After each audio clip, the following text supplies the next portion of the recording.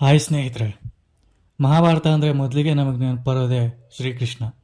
ಅಂತಹ ಶ್ರೀಕೃಷ್ಣ ಎದುರಿಗೆ ನಿಂತು ಅವನ ಜೊತೆಯೇ ಯುದ್ಧ ಮಾಡಿದ ಒಬ್ಬ ಪಾಂಡವನ ಬಗ್ಗೆ ನಿಮಗೆ ಗೊತ್ತಾ? ಇಷ್ಟಕ್ಕೂ ಯಾರು ಆ ಯೋಧ? ಪಾಂಡವರಲ್ಲಿ ಒಬ್ಬನಾದ ಇವನು ಯಾಕೆ ಆ ಶ್ರೀಕೃಷ್ಣನ ಮೇಲೆ ಯುದ್ಧ ಮಾಡಿದ? ಇದರ ಬಗ್ಗೆ ನಿಮಗೆ ಗೊತ್ತಿದ್ದರೆ ಕಮೆಂಟ್ ಮಾಡಿ. ಗೊತ್ತಿಲ್ಲ ಅಂದರೆ ವಿಡಿಯೋನ ಪೂರ್ತಿಯಾಗಿ ನೋಡಿ. ಮತ್ತಿನ್ಯಾಕೆ ತಡ, ವಿಡಿಯೋನ ಶುರು ಮಾಡೋಣ ಬನ್ನಿ.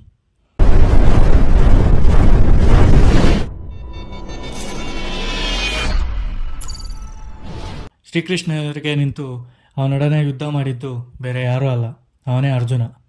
ನಿಮಗೆ ಈ ವಿಷಯ ಆಶ್ಚರ್ಯ ಅನ್ನಿಸಬಹುದು, ಆದರೆ ಇದೇ ನಿಜ. ಕೃಷ್ಣಾರ್ಜುನರು ಎಷ್ಟು ಅನ್ಯೂನ್ಯವಾಗಿ ಇದ್ದವರು ಎಂಬುದನ್ನು ನಾವು ಮಹಾಭಾರತದಲ್ಲಿ ನೋಡಿದ್ದೇವೆ. ಆದರೆ ಅವರಿಬ್ಬರ ನಡುವೆ ಯಾಕೆ ಯುದ್ಧ ನಡೆಯಿತು ನೋಡೋಣ ಬನ್ನಿ. ಅಶ್ವಗಂಧರ್ವ ರಾಜನಾದ ಗಯ ಒಮ್ಮೆ ವಿಹಾರ ಮಾಡುತ್ತಿದ್ದಾಗ ಶ್ರೀಕೃಷ್ಣನು ದ್ವಾರಕೆಯ ಸಮುದ್ರದಲ್ಲಿ ಸೂರ್ಯದೇವನಿಗೆ ಅರ್ಘ್ಯ ನೀಡುತ್ತಿದ್ದನು. ಇದೇ ವೇಳೆಗೆ ಗಯಾರಾಜನು ಅಶ್ವರೂಪದಲ್ಲಿ ವೇಗವಾಗಿ ಬಂದು ಶ್ರೀಕೃಷ್ಣನನ್ನು ಗುದ್ದುತ್ತಾನೆ. ಆ ರಭಸಕ್ಕೆ ಅರ್ಘ್ಯ ಕೆಳಗೆ ಚೆಲ್ಲಿ ಹೋಗುತ್ತದೆ.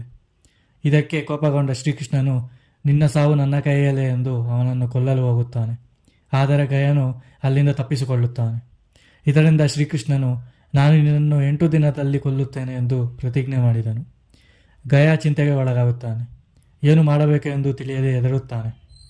ನಂತರ ನಾರದ ಮುನಿಗಳು ಬಂದು ನೀನು ಪಾಂಡವರಲ್ಲಿ ಸಹಾಯವನ್ನು ಕೇಳು ಎಂದು ಸಲಹೆಯನ್ನು ನೀಡುತ್ತಾನೆ. ಆಗ ಗಯನು ನಾರದರ ಸಲಹೆಯಂತೆಯೇ ವನವಾಸದಲ್ಲಿದ್ದ ಪಾಂಡವರ ಬಳಿಗೆ ಹೋಗುತ್ತಾನೆ. ಅಲ್ಲಿ ಧರ್ಮರಾಯನ ಕಾಲನ್ನು ಹಿಡಿದು ನನ್ನನ್ನು ಕಾಪಾಡಿ, ನೀವೇ ನನ್ನನ್ನು ಕಾಪಾಡಬೇಕು ಎಂದು ಹೇಳಿ ನಡೆದ ಕಥೆಯನ್ನೆಲ್ಲ ಹೇಳುತ್ತಾನೆ.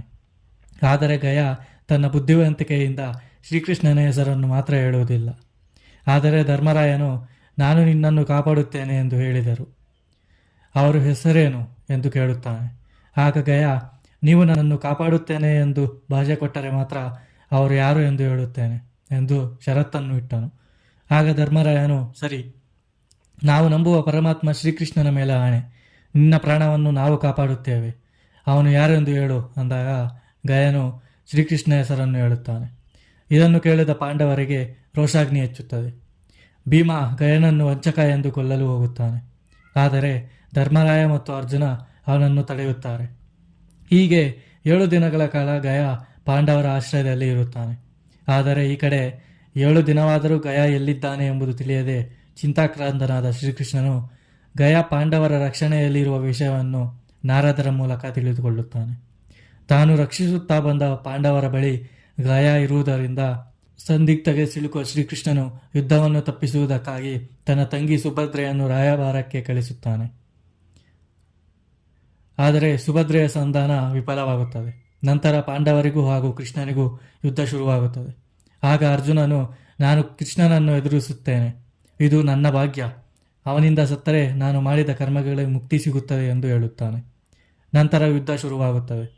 ಯುದ್ಧವು ಸರಿಸಮಾನವಾಗಿ ನಡೆಯುತ್ತಿರುತ್ತದೆ. ಕೊನೆ ದಿನದಂದು ಕೃಷ್ಣನು ಸುದರ್ಶನ ಚಕ್ರದಿಂದ ಗಯನನ್ನು ಸಂಹಾರ ಮಾಡುತ್ತಾನೆ. ಕೊನೆಗೆ ತಾನು ಮಾಡಿದ ಪ್ರತಿಜ್ಞೆಯನ್ನು ಶ್ರೀಕೃಷ್ಣನು ಪೂರ್ಣಗೊಳಿಸುತ್ತಾನೆ. ಇದಾಗಿತ್ತು ಗೆಳೆಯರೆ ಇವತ್ತಿನ ವಿಡಿಯೋ. ಈ ಕತೆ ನಿಮಗೆ ಹೇಗೆ ಅನಿಸ್ತು ಎಂದು ಕಮೆಂಟ್ ಮಾಡಿ. ವಿಡಿಯೋ ಇಷ್ಟವಾಯಿತೆಂದರೆ ವಿಡಿಯೋನ ಲೈಕ್ ಮಾಡಿ, ಶೇರ್ ಮಾಡಿ ಹಾಗೂ ಇನ್ನಷ್ಟು ವಿಡಿಯೋಗಳಿಗಾಗಿ ಚಾನಲನ್ನು ಸಬ್ಸ್ಕ್ರೈಬ್ ಮಾಡಿ. ಧನ್ಯವಾದಗಳು.